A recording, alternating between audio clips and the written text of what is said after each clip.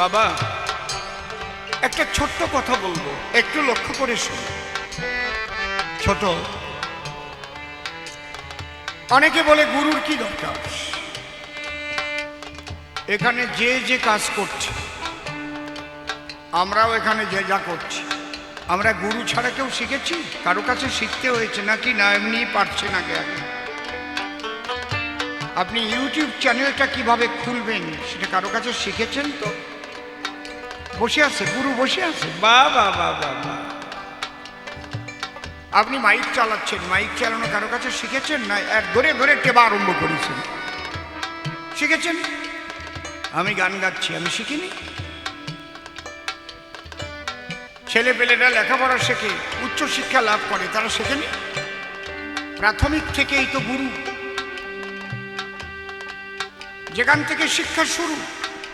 প্রাথমিক বিদ্যালয়ের গুরু মাস্টার মহাশয়, সেখান থেকে যখন হাই স্কুলে যায় আবার গুরু পায়, সেখান থেকে উন্নত হয় নলেজে, আবার যায় কলেজে, সেখানে গুরু পায়। বলি সবার সাক্ষাতে, তারপরে যাই ইউনিভার্সিটিতে। গুরু ছাড়া কি কোনো কার্য হয়? যদি কেউ চিন্তা করে গবেষণা করবার করে, তারও আছে গুরুর প্রয়োজন। দেখেছেন কার আন্ডারে করবে? শ্রদ্ধেয় দাদা বিরাট কুমার বৈরাগ্য মহাশয়, উনি বিশেষ করে প্রয়াত শ্রদ্ধেয় ডক্টর তুষার চট্টোপাধ্যায় তার গুরু, তার কাছেই কিন্তু তিনি গবেষণা করেছেন। প্রত্যেক জায়গায় গুরু। একটা ড্রাইভারই শিখবেন হবে গুরু ছাড়া? ওই স্কুলে ভর্তি হচ্ছে, শেখাচ্ছে, দোষ খালি সদ্গুরুরা যদি দীক্ষা দেয়, গুরু দিয়ে কি? ছোট্ট একটা কথা বলবো। এক ভদ্র মহিলা স্বামীর সঙ্গে, তার খুবই ভালোবাসা, এমন ভালোবাসা বুঝানো যাবে না দিয়ে মুখের ভাষা। স্বামী ছাড়া বাঁচে না সে, স্বামীরও কিন্তু তাই। এমন দাম্পত্য জীবন সব জায়গায় দেখা যায় না ভাই। হঠাৎ হার্ট অ্যাটাক করে স্বামীর মৃত্যু হল।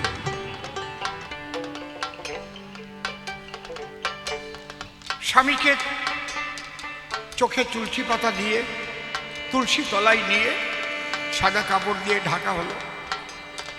সবাই মালা দিচ্ছে, আর এদিকে কাঠ চেরাই হচ্ছে, আগুনে পোড়াবে। বউটার কি অবস্থা আপনি আমি বুঝতে পারবো না। এখানে যদি কোনো মায়ের ওই রকম ভালোবাসার প্রাণপতি ছেড়ে গিয়ে থাকে, কি যন্ত্রণা যে তার বুকে। কোটি কোটি টাকা দিলেও তাকে ওই যন্ত্রণা থেকে সে মুক্ত হতে পারবে না কখন। সবাই যখন ঘুমিয়ে পড়ে, গোপনে গোপনে মায়ের নয়ন ধরে কপরাজ মালিক ভিজে যায়। কয়জন তার খবর রাখে?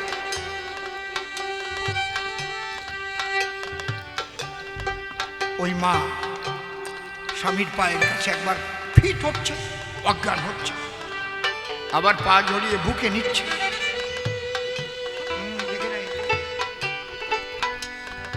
এমন সময় সিদ্ধ মহা পুরুষ একজন ওই বাড়িতে এলো। এসে তখন ওই মায়ের কাছে জিজ্ঞাসিল, মা, ও মা,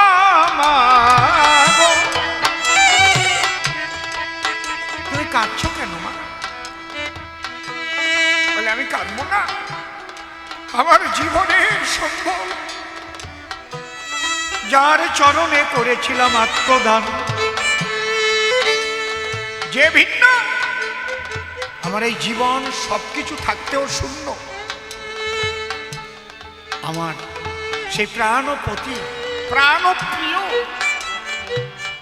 আমাকে ছেড়ে চলে গেছে, চলে গেছে। সাধু বলছে, মা অমা চলে গেছে? বলে হ্যাঁ। ওই তুলসী তলায় কে ওইভাবে ঢাকা আছে, ওই যে টান টান করো। বা বা বা, সুন্দর কথাই তো তুমি কহো, তোমার স্বামীরকে মরা দেও? বলে হ্যাঁ। তার মানে ওই দেহের ভিতরে তোমার স্বামী ছিল? হ্যাঁ তো। আমা যে স্বামীকে নিয়ে সারা জীবন বাসনে গিয়ে একসঙ্গে করেছো স্বয়ং, আমার কাছে বলো দেখি, একবার তুমি খুলে বলো, এই দেহের মধ্যে থেকে যে স্বামী পালিয়ে গেল, ওই স্বামীর সঙ্গে তোমার দেখা হয়েছে কি?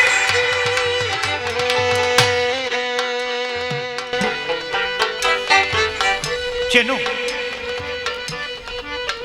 না তো? আমার দেখা হয়নি তো। তাহলে মা স্বামীকে কোনোদিন দেখতে পারোনি, দৈহিক সুখের জন্য উতলা হয়ে উঠেছ, রূপ ও সৌন্দর্যে মোহিত হয়েছ, কিন্তু এই খাঁচাটার ভিতরে যে একটা পাখি বসবাস করে, সেই পাখিটারে দেখার চেষ্টা কোনোদিন করোনি মা। তোমার মধ্যে যে তুমি আছো তাকেও তুমি ভুলে গেছো। তুমি ভাবছো আমিই দেহ।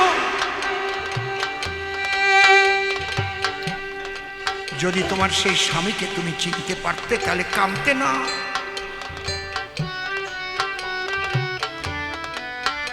যোগী নিগমানন্দজি তিনি সাধু মাস্টার ছিলেন। তার প্রাণ প্রিয়সী স্ত্রী মরে যাবার পরে, নিজে শ্মশান পোড়ানোর পরে আর ফেরেনি। যে কি চলে গেল আর কি পুড়ে গেল, যে অঙ্গে কোনোদিন একটা কাটার আচর সহ্য হতো না, সেই অঙ্গে আগুন দিয়ে পুড়াইয়ে বলা হরি বলে ছাই করে দিল। কি ছিল আর কি গেল, এটাকে আমাকে জানতে হবে। ওই যে সাধনায় বসে গেল, আত্মা এসে তখন ধরা দিয়েছিল, নিজের আত্মাকে দেখতে পেল, আত্মদর্শন হয় সদ্গুরুর দ্বারাই। বাবা ওটা কিন্তু লাঙল ঠেলে হয় না বাবা, ওটা কোনো বিজ্ঞানের দ্বারাই হয় না, ওটা সাধনার দ্বারাই হয়।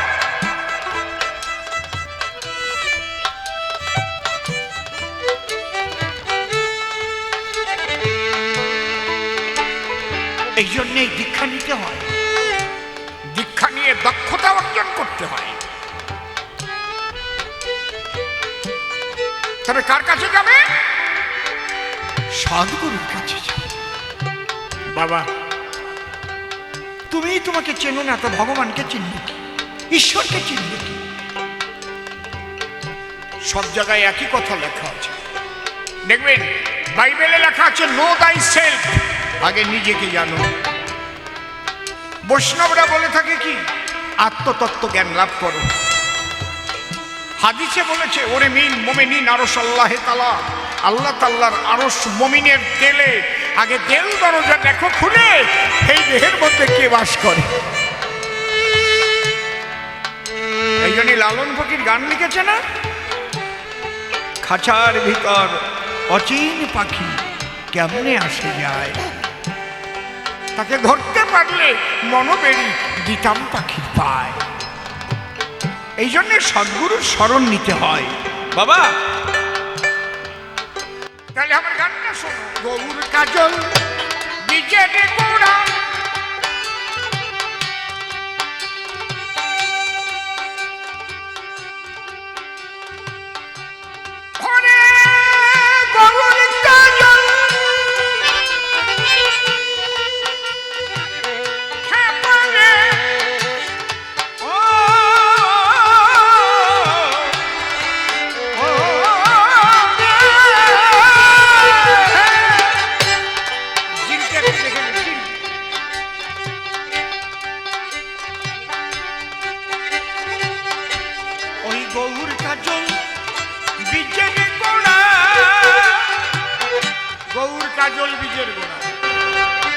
গৌর বর্ণা হচ্ছে শ্রীমতী রাধারানী, আর কালো বরণ শ্রীকৃষ্ণের। সমস্ত বীজের গোড়া হচ্ছে যুগল বীজ, রাধাকৃষ্ণ ভজন। কেন? তুমি ভজন করতে গেলেই ওই ভাবানুগা হতে হবে তোমার। শ্রীমতী রাধারানীর কথা, কৃষ্ণের কথা তুমি কি বললে? ওরে গৌর কাজল বীজের গোড়া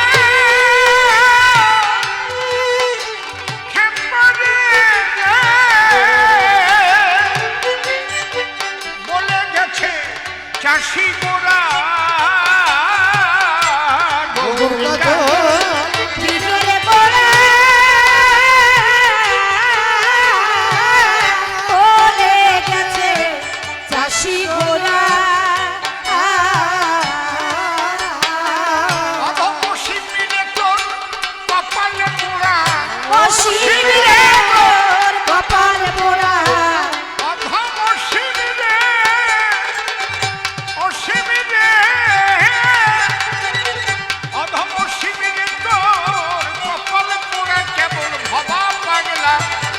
ভরসা শেষ কালে হবে দুর্দশা, শেষ কালে হবে দুর্দশা।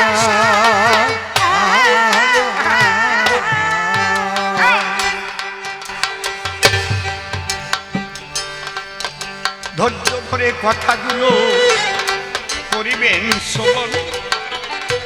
উনি রাধা কৃষ্ণের গায়ে কলঙ্ক করেছে লেপন, নাকি রাধা কৃষ্ণের চরিত্র ভালো না? কৃষ্ণ বাজায় বাঁশি আর এর পরের বধূ জঙ্গলেতে দেখা দেয় আসি। কালীচরণ, কৃষ্ণ তো কারো ঘরে ঢোকে নাই, সে বাঁশি বাজাইছে বনে। তাহলে সেই বাঁশির সুরের আকর্ষণে যারা এসেছিল, বাঁশি যখন বেজেছিল, শুনলো কারা? কারা শুনতে পেয়েছিল? সবাই কি বাঁশি শুনতে পায়? কত যুগ যুগের মুনি ঋষি তারা গোপী হয়ে আসে লীলা করবার জন্য, তারা মধুর কৃষ্ণ রসে। কথা ছিল প্রাণ গোবিন্দ যখন বাঁশরি বাজাবে, তাদের কানেতে গিয়ে ওই বাঁশির সুর পৌঁছাবে। ওরা এক লক্ষ্যে ছিল সবাই, কখনো বাঁশি বাজে সেদিন লীলা করবে না আমার কৃষ্ণ রস রাজে। তাই শারদীয় পূর্ণিমা তিথিতে কৃষ্ণ কালো শশী বনে গিয়ে হাতে নিয়ে বাজাইলেন বাঁশি। দেখো, যে যে অবস্থায় ছিল সে সেই অবস্থায় কৃষ্ণের কাছে চলে এলো। এরা কারা? সাধারণ কেউ না। যদি কৃষ্ণের চরিত্র খারাপ হতো তাহলে সারা বিশ্বের মানুষ কি আর ওই কৃষ্ণ পূজা দিত? ভেবে দেখো, বিদেশিরা কি কৃষ্ণকে সমর্থন করিত? আমরা কতটুকু ভালোবাসি কারে বলি, সবার পাশাপাশি রাধা কৃষ্ণকে ভালোবাসে আরো বিদেশিরা বেশি। ঠিক বলছি কিনা? মায়াপুরে যে বিরাট মন্দির হয়েছে, এটা করেছে ইস্কন। বিদেশি টাকায় ওই মন্দির হতেছে গঠন। শত শত কোটি, হাজার হাজার কোটি টাকা বিদেশিরা দেয়, আর তুমি সেই কৃষ্ণ নিন্দা করতেছো দাঁড়াইয়ে সবাই। তুমি এখান থেকে রাস্তায় গিয়ে একটা যুবতী মেয়ের কান্দে হাত দিয়ে একটু বগলের তল দিয়ে আটা দাও, বাড়ির চোটে তোমার মাথার শাড়ি ভেঙে যাবে। আর রাধা কৃষ্ণ অনন্ত জড়াইয়ে ধরে আছে, আর রাধা কৃষ্ণের প্রেমে মেতে ভক্তরা যে নাচে। কাম থাকিলে কেউ ওই নাম নিত না রে ভাই, রাধা কৃষ্ণ নাম করে আমরা নিষ্কাম প্রেমে যাই। দেখো, সবটার সাথে সবটার তুলনা দেওয়া ঠিক না। আমার গল্প বলতে ভালো লাগে না, এখন দুই একটা না বললি তো আবার যুবক ছেলেরা গান দিচ্ছে তো। কব দুই একটা কব, আপনারা কি কন, কব দুই একটা গল্প নাকি? কথা কন না কেন, বুতুম পেশার মতো বসে রয়েছে। অবশ্য কবি গানের স্টেজ এরকম হয় না তো, শ্রোতা কাছে কাছে থাকতে হয় না, এ খুব দূরত্ব হয়ে গেছে, মাঝখানে অনেক বড় গ্যাপ। কিছু করার নেই, এটা তো শুধু কবি গানের মঞ্চ না। তবে শোনো শোনো কালীচরণ, তোমায় করি মানা, সব জিনিসের সঙ্গে সব জিনিসের তুলনা দিও না। আর যে জিনিস যে না চেনে না বোঝে তা নিয়ে বেশি কসলা কসলি করা ভালো না। যে পর্যন্ত হাতে নাগাল না পাও সে পর্যন্ত চুলকতি যাইয়ে না, যা বোঝো না। কৃষ্ণের চরিত্র খারাপ কেন? কৃষ্ণ কি তোমার বউয়ের ঘরে গেছে নাকি? আবার কৃষ্ণ তোমার ঘরে, তোমার বাবার ঘরে, তোমার মায়ের ঘরে, তোমার বউয়ের ঘরে, সবার ঘরে আছে। হরি হরি বল। ওই কৃষ্ণ আছে বলে জীব আছে। পরমাত্মা রূপে কৃষ্ণ চন্দ্র, আরে সর্বদেহে রয়ে, যে কারণে চলি বলি আমরা সব সময়। উপস্থিত ভক্তমণ্ডলী এবং আমার ভক্তিমতী মায়েরা, আপনাদের সকলের শ্রীপাদ পদ্মে জানাই আমার ভক্তিপূর্ণ প্রণাম। অনাদিরাদি গোবিন্দ সর্বকারণে কারণম শ্রীমতী রাধারানী সহ সকল ব্রজবাসীর শ্রীপাদ পদ্মে ভক্তিপূর্ণ প্রণাম জানাই। প্রেমের ঠাকুর শ্রী শ্রী চৈতন্য মহাপ্রভু, নিত্যানন্দ মহাপ্রভু সহ সকল গৌর ভক্তের শ্রীপাদ পদ্মে ভক্তিপূর্ণ প্রণাম জানাই। পূর্ণ ব্রহ্ম শ্রী শ্রী ঠাকুর হরিচাঁদ, পতিত পাবন শ্রী শ্রী ঠাকুর গুরুচাঁদ, জগৎ জননী মা শান্তি সত্য ভাবা সহ সকল হরিভক্তের শ্রীপাদ পদ্মে ভক্তিপূর্ণ প্রণাম জানাই। মাতা পিতা, দীক্ষাগুরু, কবিগুরু সহ অনন্ত কোটি ব্রহ্মাণ্ডের অনন্ত অবতার, অনন্ত সাধুগুরু মহাপুরুষ, সাকার নিরাকারে যিনি যেখানে যে অবস্থায় অবস্থান করছেন প্রত্যেককে আমার ভক্তিপূর্ণ প্রণাম জানাই। আমি শ্রদ্ধা জ্ঞাপন করি দিশারি সঙ্গে সভাপতি, তৎসঙ্গে সাধারণ সম্পাদক, সহসভাপতি, সহ সম্পাদক, কোষাধ্যক্ষ সহ, হ্যাঁ আমার চোখে মারবা না, যারা এক্সিকিউটিভ বডিতে রয়েছেন এবং সাধারণ সদস্য এবং এই গ্রামবাসী যাদের সহযোগিতায় আজ এই সনাতনী সংস্কৃতি রক্ষার জন্য মাতৃবন্দনার আয়োজন করেছেন, মা সরস্বতী পূজার আয়োজন করেছেন, তাদের প্রত্যেককে আমার সশ্রদ্ধ প্রণাম জানাই। আমি শ্রদ্ধা জ্ঞাপন করি, একটু আগে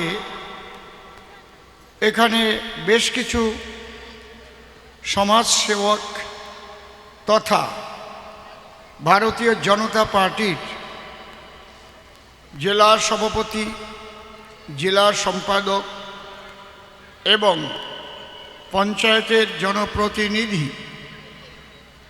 যারাই এখানে ছিলেন, আমি প্রত্যেকে শ্রদ্ধা জ্ঞাপন করছি। তবে আজকে আমার পরিচয়, আমি কবি। আজকে আমার পরিচয় এমএলএ নয়, কারণ আমি যখন কবি গান গাইতে যাই তখন ওই ডেজিগনেশনটা স্টেজের বাইরে রেখে আসি। আমি কখনোই কবির আসরে উঠে রাজনৈতিক কথা বলি না, ও প্ল্যাটফর্ম আমার আলাদা আছে। কারণ আমার এই গান শুনবার জন্য তৃণমূল, বিজেপি, কংগ্রেস, সিপিএম হিন্দু, মুসলমান, খ্রিস্টান, বৌদ্ধ সবাই আসে। আমি এখানে দাঁড়ালে শিল্পী, মূলত শিল্পী, ডাক্তার, খেলোয়াড়, সংস্কৃতি জগতের মানুষ যারা, তাদের কিন্তু মূলত কোনো আলাদা পরিচয় থাকে না। খেলা দেখে আমরা ভালোবাসি। একবার মনে হয় ওর নাম কি রে বাবা, সে হনুমান বর করেছিল, আজাহার নাকি, একাই পিটোই দিল, হারাই দিল। তাহলে সেখানে কিন্তু আমরা সবাইকে ভালোবাসি, যে ভালো খেলে। ভালো ডাক্তার হলে সবাই ভালোবাসে। কেউ কথা বলো না। একটু আগে শ্রদ্ধেয় দাদা দেবদাস মণ্ডল মহাশয় খুব গুরুত্বপূর্ণ বক্তব্য রেখেছেন, যদিও এক্সাইটমেন্ট হয়ে গেছিলেন। একটু আস্তে আস্তে বললে সবাই বুঝতে পারত। উনি অত্যন্ত রাগান্বিত হয়েছিলেন, রাগের কথাই এজন্য সামলাতে পারেন নাই। আমারই রাগ হয়ে যায়, তা উনি সামলাবে কি? যে পরিস্থিতি বাংলার হচ্ছে সে তো লক্ষণ ভালো না। আমরা বামফ্রন্ট আমলেও দেখেছি, এরকম কখনো ঘটেনি। স্কুলে সরস্বতী পূজায় বাধা, কলেজে সরস্বতী পূজায় বাধা, বিশেষ বিশেষ জেলায় সরস্বতী পূজা করতে বাধা, দুর্গা পূজায় বাধা, আজানের সময় ঢাক বাজবে না। এ আমরা দেখে আসছি, নূতন দেখছি আর কি। এরকম ছিল না বাংলা। আমরা হিন্দু, মুসলমান, খ্রিস্টান, বৌদ্ধ সবাই ভারতবাসী। আমরা সবার সঙ্গে সবার একটা ভালোবাসাবাসি নিয়ে আমরা পাশাপাশি বসবাস করি। এখন চিন্তা করতে হচ্ছে, কারণ কিছু কিছু মানুষের বক্তব্য শোনার পরে যখন শুনি বিশেষ কোনো ধর্মীয় নেতা, বিশেষ কোনো দলের কোনো মন্ত্রী, তারা বলে যে যারা ইসলাম নিয়ে জন্মগ্রহণ করেনি তারা দুর্ভাগা, তাই তাদের দাওয়াত ইসলাম দাও। তার মানে তাদের মুসলমান ধর্ম গ্রহণ করার জন্য তোমরা দাওয়াত মানে নিমন্ত্রণও দাও, তাতে আল্লাহ খুশি হবে।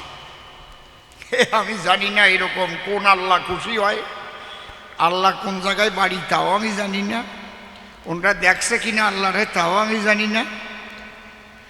দেখবে কি করে? আল্লাহ তো নিরাকার, তা দেখবে কোন কায়দায়? নিরাকার দেখা যায়? আপনারে বিয়ে দিলাম, এটা নিরাকার বউ এনে দিলাম, বাসরে যাই আতাই বেড়াবে না, ফুলমালা, নিরাকার তো নাই, তো কিছু নাই। জীবনেও ফুলমালারে পাবেন না, নিরাকার। কি করে খুশি হয় আমি জানি না, এগুলো আমি বুঝি না, হয়তো আমি বলদ মানুষ বলে বুঝি না। যারা বক্তব্য রাখে, এখন আমরা 33% আছি পশ্চিমবাংলায়, ভারতে 17%। আমরা সংখ্যালঘু না, আমরা আল্লাহর দোয়া থাকলে তাড়াতাড়ি সংখ্যাগুরু হয়ে যাব। সংখ্যাগুরু হয়ে গেলে কি হবে? তাহলে কি বলতে চায় এরা? এই জন্য চিন্তা হচ্ছে এখন। আমার বউ তো কালকে রাত্রি কান্তি কান্তি কয়, তুমি উত্তরাখণ্ডে একটু জমি রাখো, একটু বাড়ি করো, এ জায়গায় থাকতে পারবো না। মায়েরই চোখ ছুঁয়ে করছি, একদম মিথ্যে কথা না। তারপরে ওই জায়গায় আমার একটা শিষ্য আছে, তার নাম কিশোর। সকালে ফোন করে বললাম, বাবা জমি দেখতো ওখানে, কারণ মনে হয় পশ্চিমবাংলায় বাস বেশি দিন আর করা যাবে না, যা পরিস্থিতি। কেন বাবা? বলে বোঝো না, আমার হরিণ ঘাটায় তাই সেই জায়গায় সরস্বতী পুজো করতে দেবে না। যদিও প্রশাসনের হস্তক্ষেপে হচ্ছে, এটা এর চাইতে লজ্জা তো আর থাকে না। এটা কি বাংলাদেশ না আফগানিস্তান না পাকিস্তান যে প্রশাসনের হস্তক্ষেপে সনাতনী সংস্কৃতির বাগদেবী, যিনি বিদ্যার দেবী, তার পূজা করাতে হবে? এরকম পূজা না করাই ভালো। কেন? কিসের জন্য? মসজিদে আজান হয়, আমরা তো বলি না যে আমাদের কীর্তন চলছে, তোমার আজান বন্ধ করো। কেউ বলে? একদিকে আজান হয়, একদিকে কীর্তন চলে, চলুক, অসুবিধা কোথায়? আমি তো উদাত্ত কণ্ঠে বলি, যদি কোনো মৌলবি চায় তাহলে আমার মন্দিরের বারান্দায় আমি তাকে নামাজ করতে দেব, আসুন, কিন্তু প্রতিজ্ঞা করতে হবে আমাকেও কিন্তু তোমার মসজিদে গিয়ে জয়ডঙ্কা বাজাইয়ে হরিনাম করার পারমিশন দিতে হবে, নয়তো আসিয়া না। তুমি খালি আজান দিবা আর আমি যাইয়ে জয়ডাক বাজাতে পারবো না, তা হবে না। কি কি খারাপ কথা কইছি নাকি? এটা আমার ধর্ম রক্ষার চিন্তা এখন আমার মধ্যে জেগে গেছে, যে কাদের কাছে আমি, কোথায় আমার ছেলে মেয়ে নাতিপুতি রেখে যাব, এদের পরিস্থিতি কি হবে আগামী দিন। এই সরস্বতী পূজা কি আর হবে? এই জন্য বলছি, আপনারা যারা সনাতনী হিন্দু ধর্মের মানুষ, আমাকে বলতে হচ্ছে ধর্ম রক্ষার জন্য, এটা কোনো রাজনৈতিক বক্তব্য না। কে তৃণমূল করবে, কে বিজেপি করবে, কে সিপিএম করবে, কে কংগ্রেস করবে, যার যার ব্যাপার, কিন্তু ধর্ম রক্ষা করার অধিকার সবার আছে, ঠিক কি না? আপনার ধর্ম যদি না থাকে আপনি থাকবেন? যে পরিস্থিতি আগামীতে, আপনারা রামভক্ত, কালীভক্ত, কৃষ্ণভক্ত, হরিভক্ত, অনুকূল ঠাকুরের শিষ্য, শ্রীগুরু সঙ্গী, সৎসঙ্গী, যে যা আছেন না কেন, আপনারা সবাই ঐক্যবদ্ধ হন এবং সবাই উদাত্ত কণ্ঠে বলতে শেখেন, আমরা সবাই সনাতনী, আমরা একই হিন্দু সনাতনী। আমার কোনো ভাইয়ের উপর আঘাত যদি আসে তাহলে আমি কিন্তু ঝাঁপিয়ে পড়বো তাকে বাঁচাবার জন্য। আর যদি ভাবেন ওই যে মতু অত মার খাচ্ছে, আমি অনুকূল ঠাকুরের শিষ্য, আমারও তো কবে না নাকি জীবন সরিয়ে যাই, জয় গুরু, কয়দিন পরে তোমারও করবে না শুরু। এই জন্য আমার একটাই কথা, ঐক্যবদ্ধ হন আপনারা, ধর্ম রক্ষার জন্য ঐক্যবদ্ধ হন, এটা আমার প্রাথমিক বক্তব্য, অন্য কিছু। এই ঐক্যবদ্ধতা যদি আপনাদের মধ্যে না আসে তাহলে কিন্তু ভবিষ্যৎ খুবই ভয়ঙ্কর। যাদের আশকারা পেয়ে এগুলো হচ্ছে, এগুলো তো আগে হতো না, আশকারা দিয়েছে কেউ, কেউ আশকারা দিয়ে এগুলো করছে, তাই না? আমার ছেলেরে যদি আমি শাসন না করি, আশকারা পায়, তাহলে সে তো ইচ্ছা মতো কাজ করে বেড়াবে নাকি? জানবে আমার বাবা ডাকাতি করলেও আমার দলেই আছে, মানুষ খুন করলেও আমার বাবা আছে। আর আমি যদি বলি এই সাবধান, একটা সিগারেট খাবি না, মিথ্যা কথা বলবি না, অসৎসঙ্গে যাবি না, বাজে কথা বলবি না, তাহলে ভয় পাবে, এই আমার বাবা শুনলি ডাক করবে না, ঠিক কি না? এই জায়গাটা আমার বিরাট দুঃখ। আমাদের সমাজের মানুষ এখনো ঘুমিয়ে আছে। এই ঘুমন্ত কুম্ভকর্ণদের জাগাতে হবে, জেগে উঠুন। বাবা হরিচাঁদ ঠাকুর, বাবা গুরুচাঁদ ঠাকুর এসেছিলেন সেই জয়ডঙ্কার মাধ্যমে, সিঙার মাধ্যমে, হরিনামের মাধ্যমে সমস্ত সনাতনীদের জাগিয়ে ঐক্যবদ্ধ করার জন্য তিনি ডাক দিয়েছিলেন, এসো তোমরা এক পতাকা তলে হরিবল হরিবল বলে সবাই একসঙ্গে ঐক্যবদ্ধ হও। শ্রীমন মহাপ্রভুও তাই করেছিলেন, চৈতন্যদেব চেষ্টা কেউ কম করে নাই। না, আমরা যদি লুভি হই, বোকা হই, কিছু করার নাই। জয় রাধে। এবার আমার বিপক্ষ কবি আছে নির্মল, শারীরিক দিয়ে ও একটু দুর্বল, দিন তিনেক আগে সেলাইন দেওয়া লাগিয়েছে কয়টা, ব্যাসিলারি ডিসেন্টি হয়েছিল, তাও আসরে উঠে বাবারে বাবা সুর দেয় কি, আমি চিৎকাতেই পড়ে যাই মনে হয়। আমি এসে এই উপরে তাবু লাগাইছি গলিয়া, এই ফাঁকা জায়গায় কোনোদিন কবি গান হয় নাকি?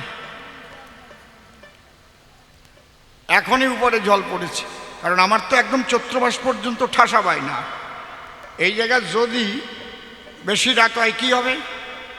ঠান্ডা লেগে গেলে সব মানুষগুলো রুগী হয়ে যাবে আর গানের বায়না মারি যাবে।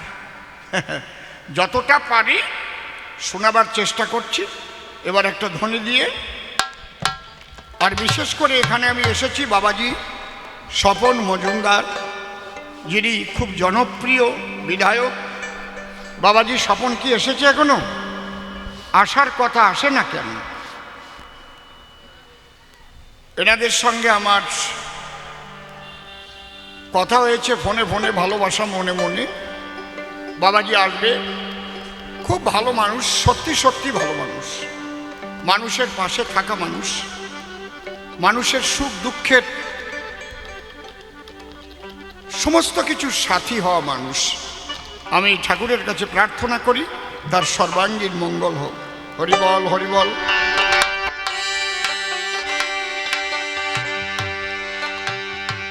জয় জয় রাধা কৃষ্ণ নিতাই গৌর রাম সীতা মাতা পিতা হরিচাঁদ গুরুচাঁদ প্রেমানন্দে হরি হরি বল।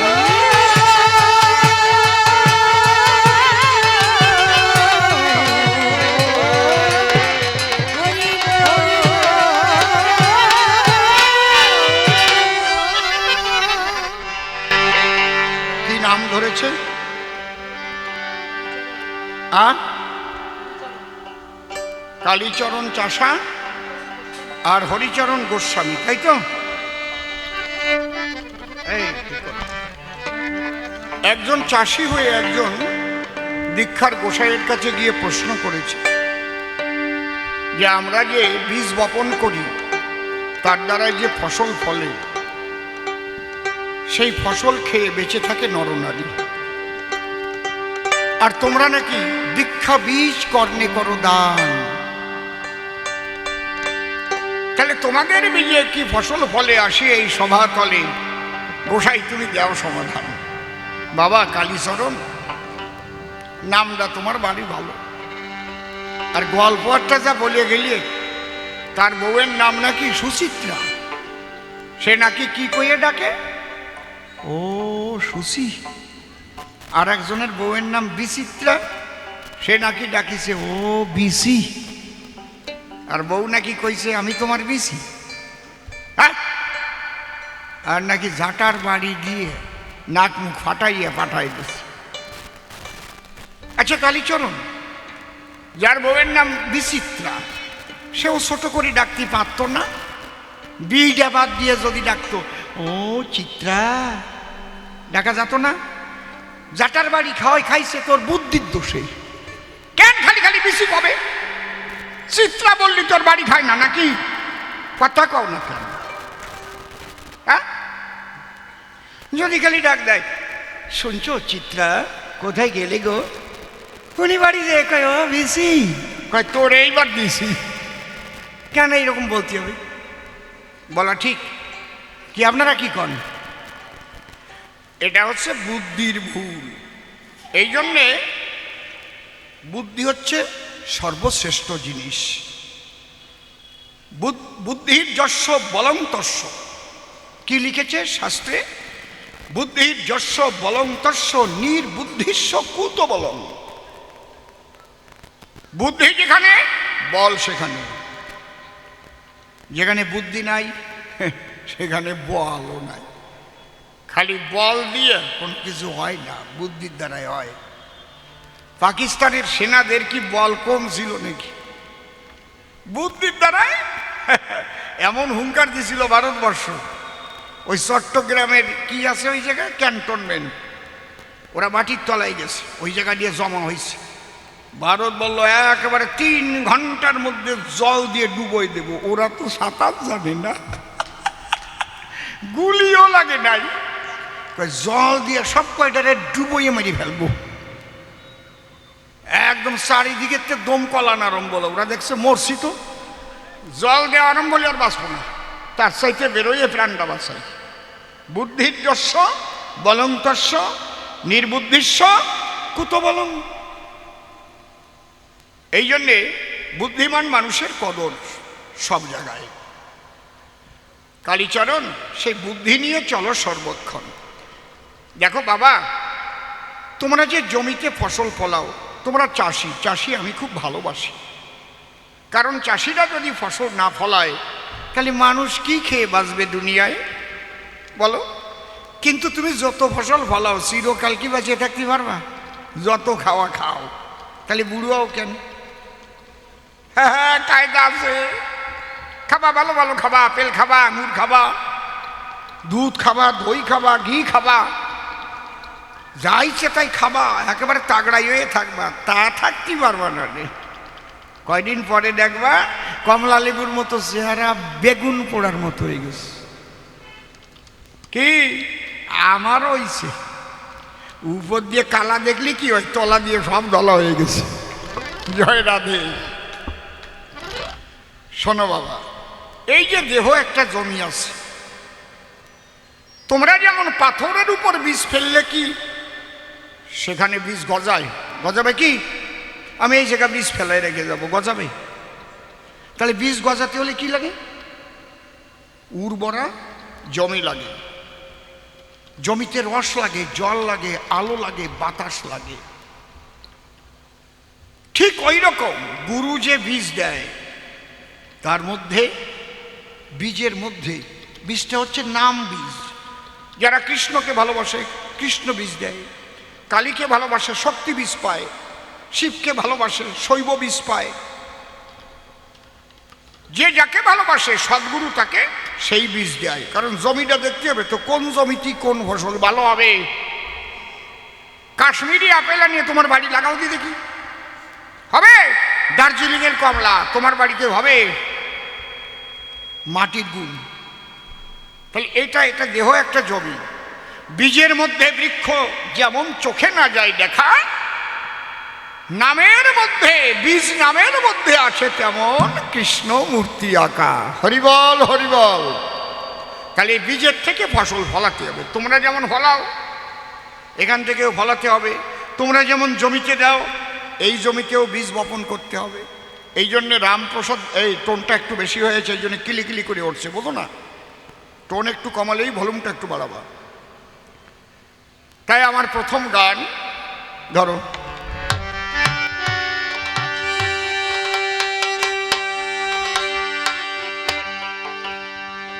ও তোর দেহ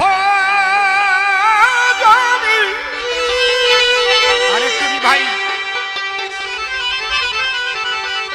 তোর দেহ জমি রইপতি, কেন চাষ করলি না অমন চাষা? লঘুগুরু, শেষকালে হবে দুর্দশা, শেষকালে হবে দুর্দশা, শেষকালে হবে দুর্দশা, শেষকালে হবে দুর্দশা।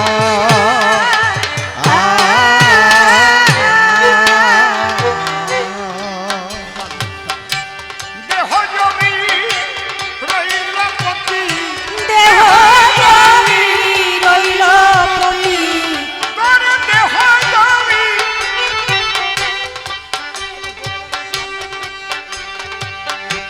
তোর দেহ জমি রইল পতি, কেন চাষ করলি না অমন চাষা? শেষকালে হবে দুর্দশা, শেষকালে হবে দুর্দশা।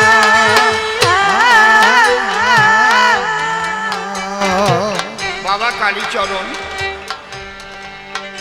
আমার কথাগুলো রেখো স্মরণ।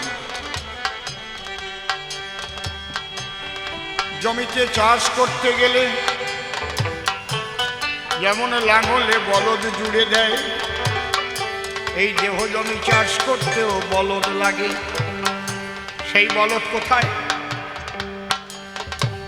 বলছে 6টি বলদ আছে ঘরে, ও খেপারে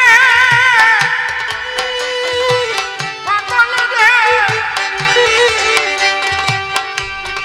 6টি বলদের নাম কি? কাম, ক্রোধ, লোভ, মোহ, মদ ও মাৎসর্য। এই বলদগুলোকে তোমার পথে আনতে হবে। 6টি বলদ আছে ঘরে, শীঘ্র নেড়ে নাগলা করে। 6টি বলদ আছে ঘরে, শীঘ্র নেড়ে নাগলা করে।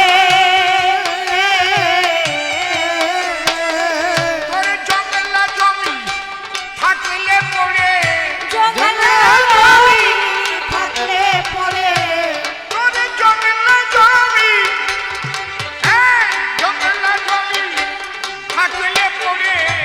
হবে রে কাল কেউটের বাসা। শেষকালে হবে দুর্দশা, শেষকালে হবে দুর্দশা।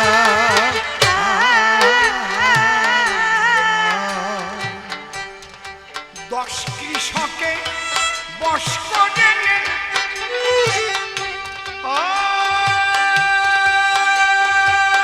আরে পাগল মন আরে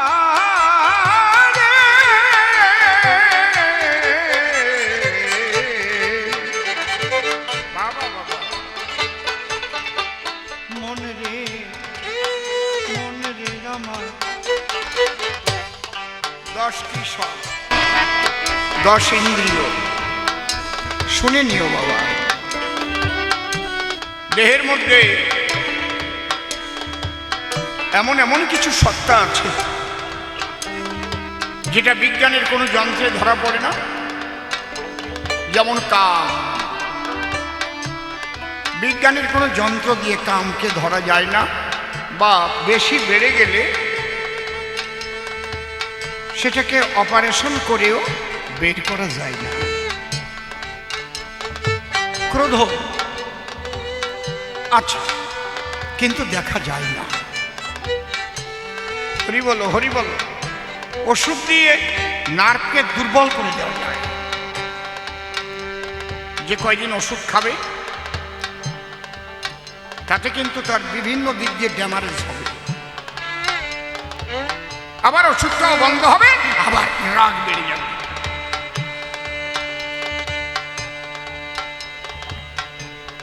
একমাত্র সাধু সঙ্গের দ্বারা, যদি সাধু গুরু বৈষ্ণব সাধু গোসাই পাগলদের সঙ্গে নিয়ে সঙ্গ করে তাদের বাক্য মতো কাজ করা যায়, তাহলে মানুষ পরম শান্তি পায়।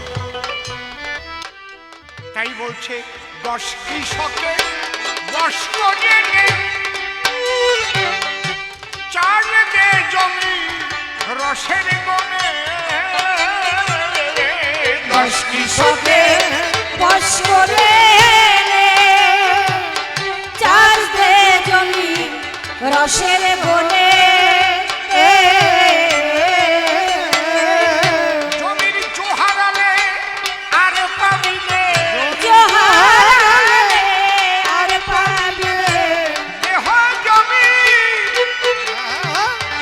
জো জো, যৌবনেতে জো আসে, আবার যৌবন গেলে সেই জো নাশে। এই যৌবনের টাইমটাই হচ্ছে সাধন ভজনের টাইম। জমির জোহারালে আর পাবিলে, জোহারালে আর পাবিলে। জোহারালে আর পাবিলে, বৃথা হবে তোর লাঙল চষা। শেষকালে হবে দুর্দশা, শেষকালে হবে দুর্দশা।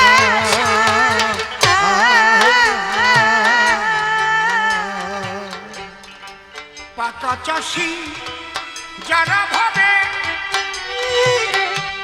তার কাছে চাষ শিখতে হবে। পাকা চাষি যারা ভাবে তার কাজ শিখতে হবে। ওরে যার দিকে ফলন বাড়াবে, যার বীজে ফলন বাড়বে, যার বীজে ফলন বাড়াবে, তার কাছে করে যাওয়া আশা। শেষকালে হবে দুর্দশা, শেষকালে হবে দুর্দশা।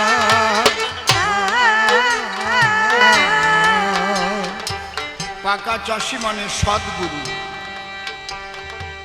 দহাই ধর্মের করিমানা।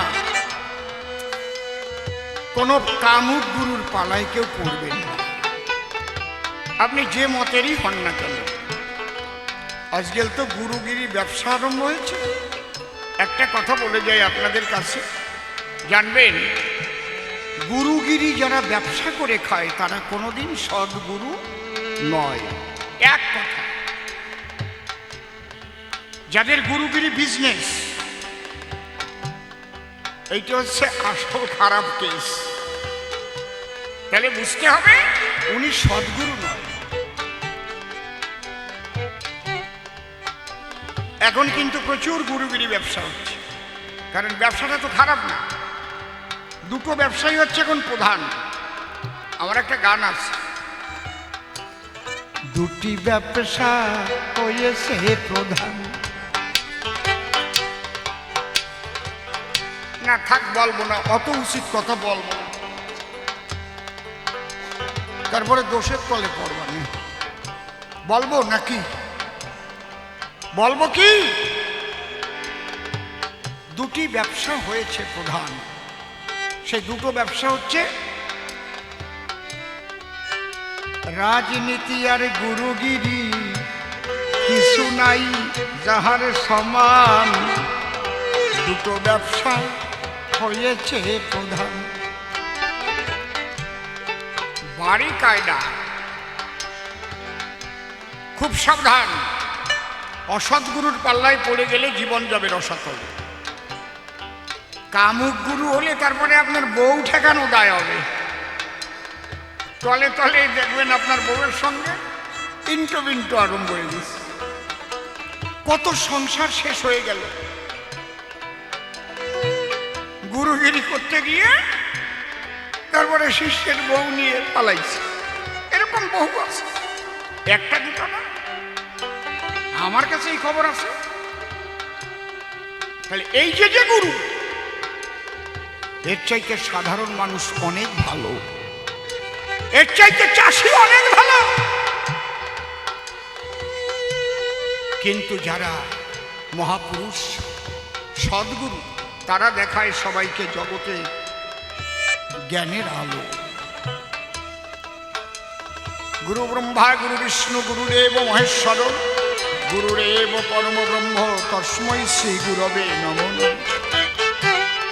অজ্ঞানতিমিরন্ধস্য জ্ঞানাঞ্জন শলাকয়া চক্ষুরুন্মিলিতং যেন তস্मै শ্রী গুরবে নমঃ।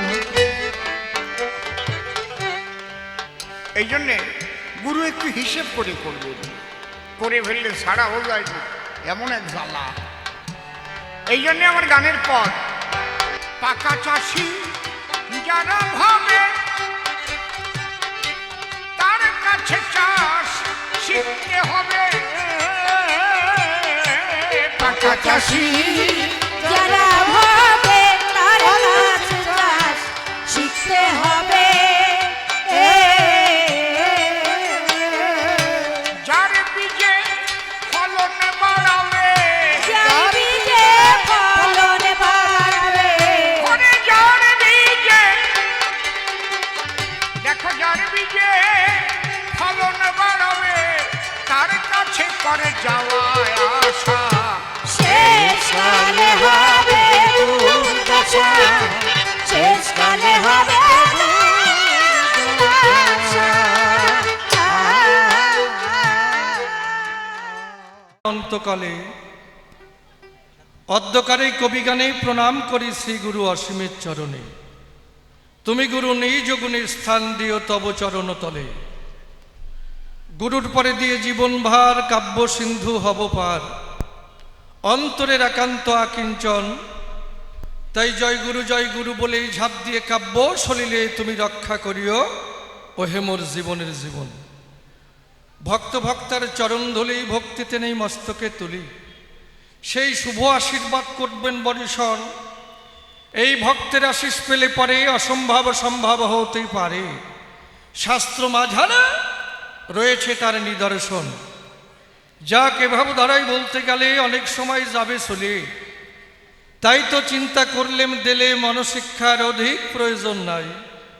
এবার কবিগানের সূত্র ধরে দাঁড়াইয়া সবার ভিতরে আমি একটা ভূমিকা গ্রহণ করতে চাই।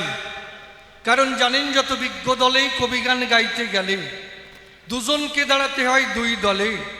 এই কথা নতুন বলে আর বলার কিছু নাই।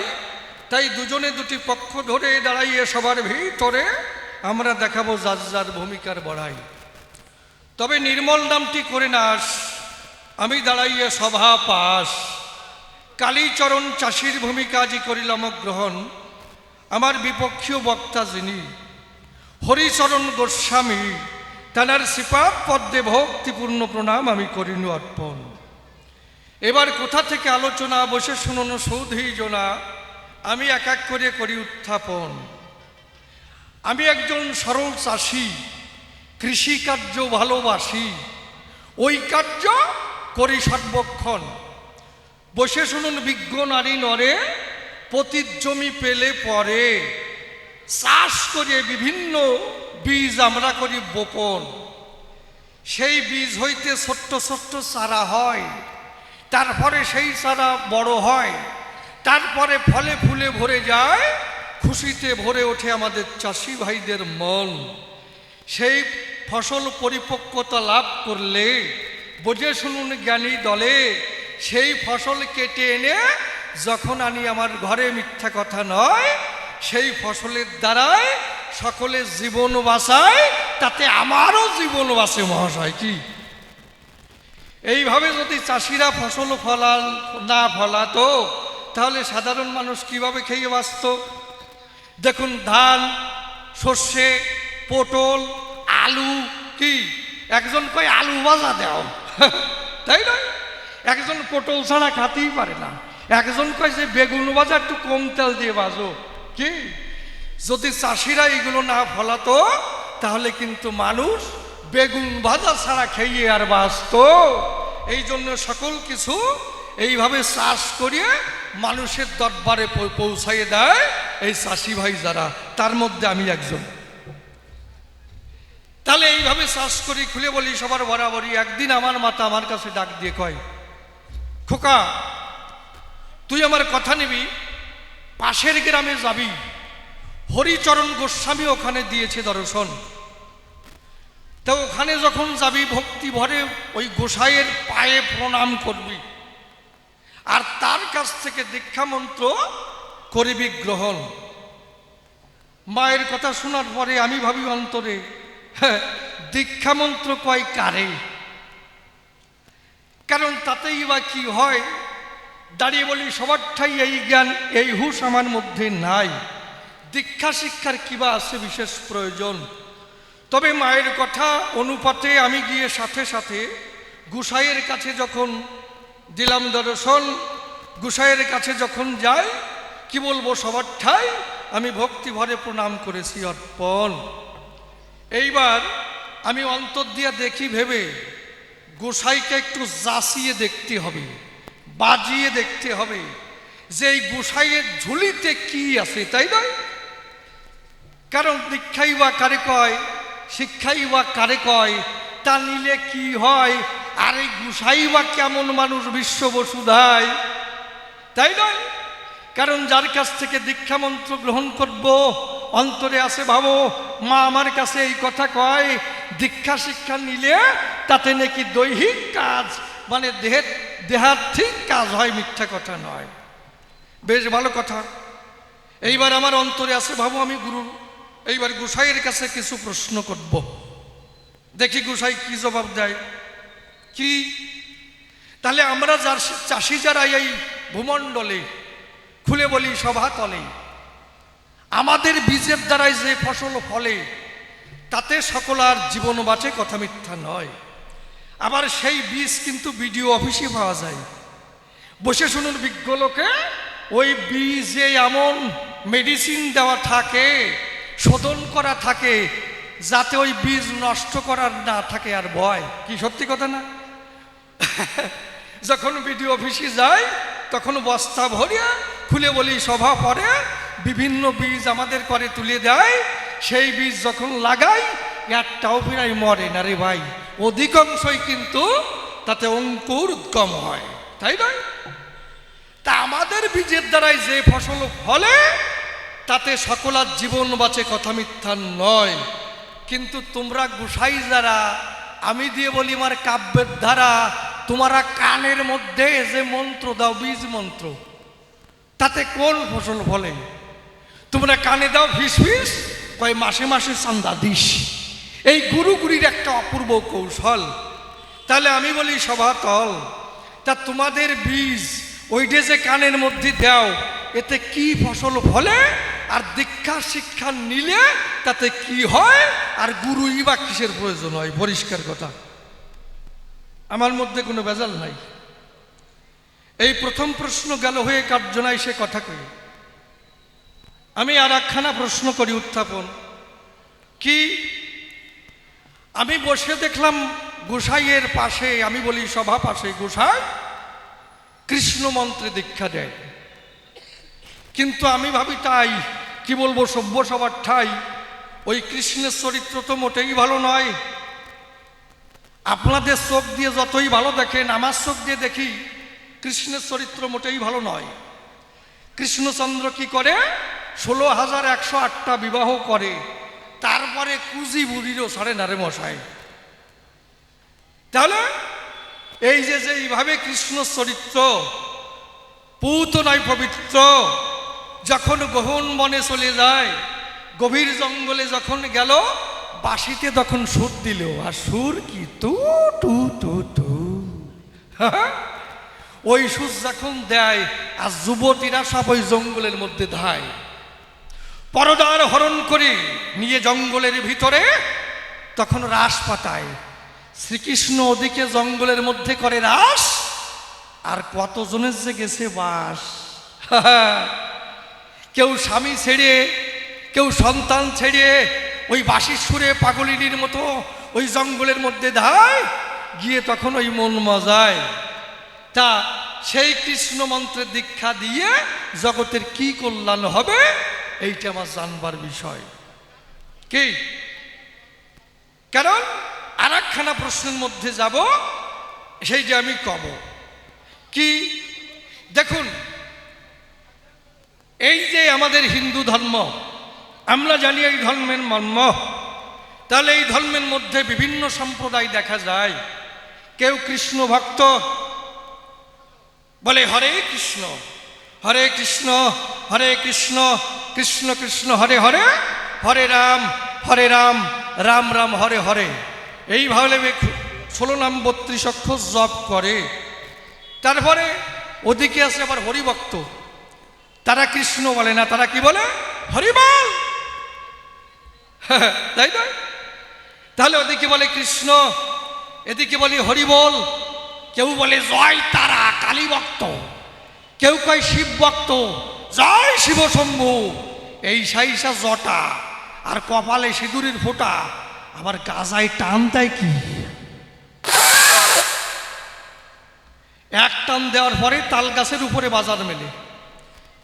আবার কেউ এই যে বিভিন্ন ভক্ত, বিভিন্ন সম্প্রদায় দেখা যায়, কথা মিথ্যা নয়। দেখুন যারা কৃষ্ণ ভক্ত, তারা হরিভক্ত দেখলে সহ্য করতে পারে না, চোখসুয়ে কই মনের কথা। কি যদি কৃষ্ণ ভক্ত যায়, তখন হরিভক্ত টিটকারি সুরে কথা কয়, ওই দেখ কীর্তনের দল যাচ্ছে। আবার যারা কৃষ্ণ ভক্ত, তারা টিটকারি সুরে কথা বলে হরিভক্ত দেখলে, ওই দেখ ওই দেখ ওই দেখ হরিবল আর পার্টি যাচ্ছে। তাই এইভাবে কিন্তু হিংসা ছড়ায়। তাই এই যে ধর্মে, এই যে সম্প্রদায়, বিভিন্ন সম্প্রদায়, তাই এই ধর্মে কি শুধু এই গণ্ডগোল বাধায় না? এই ধর্মের মধ্যে এইগুলো কি সব এই বিভিন্ন সম্প্রদায়, কৃষ্ণ ভক্ত হরিভক্ত, এরা কি এক না এর মধ্যে আছে কোনো ভাগ? এইটা আমার জানবার বিষয়। কি ঠিক কইছি? তবে যেভাবে প্রশ্ন করেছি একেবারে ছোট প্রশ্ন, আমার প্রশ্ন কোনো বড় নাই, ছোট্ট করে প্রশ্ন করেছি। কেমন? দুইজন চাষ করে, তার রাত 4টের সময় চলে গেছে চাষ করতে, 2 বিঘা জমি চাষ করতে হবে। তা বেলা 12টা যখন বেজে গেছে, একজন বন্ধু বলছে, 2জন গেছে চাষ করতে, বলছে ভাই আর কত সময় চাষ করব? বেলা 12টা বাজে, চল একটু বিড়ি খাই আসি। আইলের পরে বসে বিড়ি খাচ্ছে 2জন। তাই এই বন্ধু ওই চাষিরে বলতেছে, বন্ধু কি তোর বউ তোরে কেমন ভালোবাসে? আচ্ছা, এইটা একটা প্রশ্ন হলো, তোর বউ তোরে কেমন ভালোবাসে? ওকে জানিস, মারাত্মক ভালোবাসে, সাংঘাতিক ভালোবাসে, অসম্ভব ভালোবাসে, দারুণ ভালোবাসে। কেমন? কয় চাষ করে যখন ঘরে যায় গরম জল করে দেয় বউ, আর পা ধোয়াইয়ে দেয়, প্রাণনাথ পা দাও। আবার যখন ভাত এনে দেয়, ভাত খাওয়াই দেয়, প্রাণনাথ ভাত খাও। ভাত খাওয়ার পরে আবার পান বানায় নিয়ে আসে করে, বলে প্রাণনাথ পান খাও। আবার যখন শুয়ে পড়ি গা হাত পা টিপিয়ে দেয়, কত কষ্ট করিস চাষ করি। এমন ভালোবাসে। কয় তোরে এত ভালোবাসে কেন? কয় জানিস আমার বোন নাম কি জানিস? কি? আমার বোন নাম হচ্ছে সুচিত্রা। আমি বউকে আদর করি, ভালোবেসে, অত বড়ভাবে ডাকি না, ছোট করে ডাকি, আদর করি। ও সুচি, সুচিত্রা বলি না, কি বলি? ও সুচি। আর অমনি বউ গরম জল নিয়ে আসে, ভাত নিয়ে আসে, পান বানাই দেয়, খাওয়াই দেয়, গা টিপিয়ে দেয়। কয় ভাই আমার বউ মোটেই ভালোবাসে না, আবার দেখতেই পারে না। কয় তোর বউরই তোর ডাকি হয় না, তোর ডাকাই হয় না। আমি যেমন আদর করে ডাকি, ও সচি তুই বাড়িতে যাবি, তোর বউরিও ছোট করে ডাকবি, বেশি বড় করে ডাকবি না। ঠিক আছে, বাড়িতে গেছে। এখন ওর বোন নাম যে কি দম্মে জানে, রো জানে কি ডাকিছে। পরের দিন নাক মুখ এরকম ফুলোই নিয়ে আইছে, নাক মুখ দেখা যাচ্ছে না। ও বলছে বন্ধু কি তার তোর বউরি কি বলে ডাকছিস, তোর নাক মুখ এইরকম ফুলিয়ে গেছে কেন, রক্ত দেখা যাচ্ছে? কই চুপ কর, তোর জন্য আমার এই দশা হয়েছে। কই কেন? বউরি ছোট করে ডাকছি, তোর বউয়ের নাম যেমন সুচিত্রা, তুই ডাকিস ও সুচি, আর আমার বউয়ের নাম বিচিত্রা। আমি যেই ডাকিছি ও বিচি, আর অমনি জাটার বাড়ি খাইছি, নাক মুখ ফুলোই নিয়ে আইছি। এই জন্যে গোসাই তোমার চরণ ধরে করি মানা, আমি যেরকম ছোট করে ডাকলাম তুমি যেন ছোট করে জবাব দিয়ে না। যাক, তবে আর বেশি বলে কার্য নাই সভাস্থলে। এইবার করি একখানা গানের আয়োজন। আছেন যত বিজ্ঞ শ্রোতা, পালন করে নীরবতা, আমার গানের দিকে রাখেন দিয়া মন।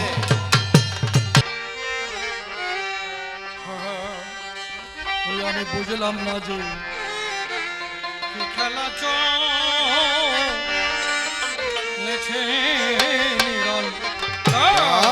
আমি বুঝলাম না যে কি খেলা চলেছে নিরন্তর, আমি বুঝলাম না যে কি খেলা চলেছে নিরন্তর।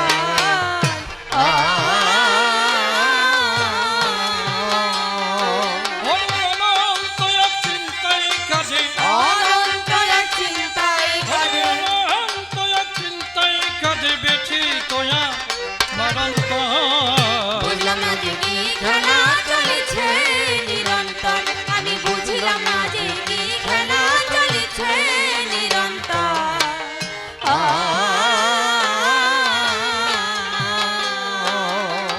তবে প্রথম সৃষ্টি ধারা প্রবাহে ভেসে প্রাণীর কণা প্রকাশিল মানুষের বেশে।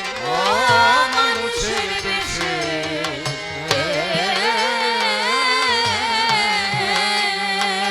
সব যার ইচ্ছায় হয়েছে কেশে, সব যার ইচ্ছায় হয়েছে সব যার ইচ্ছায় হয়েছে কেশে, তারই খুঁজি জীবন ভর। বুঝলাম না যে কি খেলা চলেছে নিরন্তর, আমি বুঝলাম না যে কি খেলা চলেছে নিরন্তর।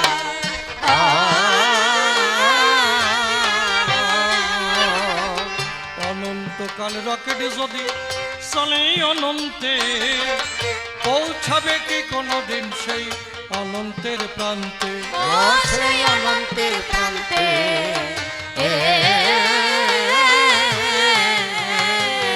তোমরা কে পেরেছো তারে জানতে, তোমরা কে পেরেছো তারে জানতে, অনন্ত প্রেমের সাথ। বুঝলাম না যে কি খেলা চলেছে নিরন্তর, আমি বুঝলাম না যে কি খেলা চলেছে নিরন্তর।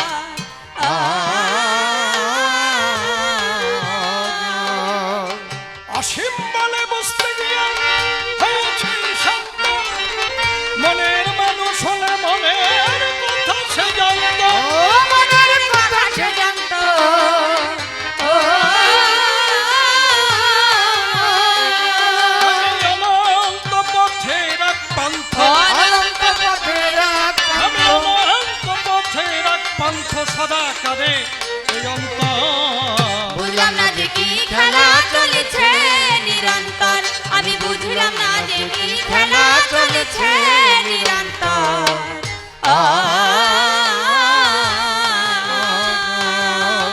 আমাদের বীজের দ্বারাই বিভিন্ন ফসল ফলে, সেই প্রমাণ দিয়ে গেলাম আজি সবার তলে।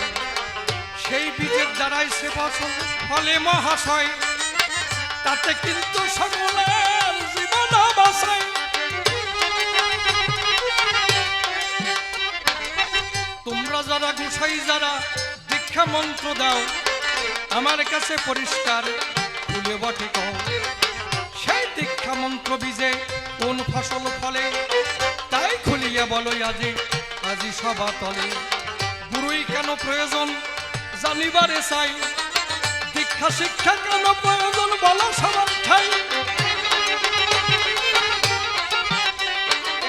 যে কৃষ্ণের দীক্ষা তোমরা বটে দাও, এইবার তুমি আমার কথা বটে নাও। সেই কৃষ্ণের চরিত্র দেখি মোটেই ভালো নয়, দেখো জঙ্গলে গিয়ে রাস যে পাতায়। এইভাবে যে কৃষ্ণ রাস করেছিল, তাতে কত মানুষের বাদ বটে গেল। সেই কৃষ্ণ মন্ত্রে দীক্ষায় কি হবে লাভ, সেই কথা বলে যাবে কাজিয়ে সভা। আর একখানা প্রশ্ন করেছি দাঁড়িয়ে সভায়, আপনারা বসে বসে শুনলেন শুধু কয়। এক হিন্দু ধর্মের মধ্যে সম্প্রদায় রয়, কৃষ্ণ মন্ত্র কেউ হরি মন্ত্রে রয়। কেউ হরি হরি বলে আবার কেউ কৃষ্ণ কয়, কেউ কালী ভক্ত আবার কেউ শিব ভক্ত হয়। কৃষ্ণ ভক্ত আর হরি ভক্তের মধ্যে কোনো মিল বটে নাই, তাই বটে আমি এবার দেখিবারে পাই। বিভিন্ন সম্প্রদায় গন্ডগোল বাধায়, যার যার ধর্ম সম্প্রদায় বড় হয়। এইভাবে বড় করে মিথ্যা কথা নয়, এইখান থেকে জানতে আমার আসে অভিপ্রায়। এই ধর্মে যেভাবে যে ভাব করে, সেই প্রমাণ দিয়ে গেলাম আজি সবার ধারে। এই ধর্মের মধ্যে কোনো গন্ডগোল আছে নাকি, আমার কাছে তুমি এবার দেবে না যে ফাঁকি। সম্প্রদায় সম্প্রদায় কেন গন্ডগোল বাধায়, সেই তত্ত্ব জানতে আমার আছে আকিঞ্চয়। তবে প্রশ্নকর্তার বেশি বলা নিষ্প্রয়োজন, আমার মতো ভাব এখানে পূর্ব সমাপন। এরপরে জবাবদাতা সভাতে আসিবে, তাহারও ভাবের কথা খুলিয়া বলিবে। দেখি এরপরে এসে কোন কথা কয়, কোন ভাবের ভাব ধারায় উঠাইয়ে লয়। গুরুদেবের চরণে প্রণতি জানাই, তাহার যাই ইচ্ছা বটে করে জানতাই। যদি কান্ডারি হয়ে বসে কারো নাই, ভাঙাতরি হলো তার পারি উঠে যায়। উঠুক না তুফান উঠুক তোমার ধরুন পারি, ভাঙাতরি হলো তাহার উঠে যাবে পারি।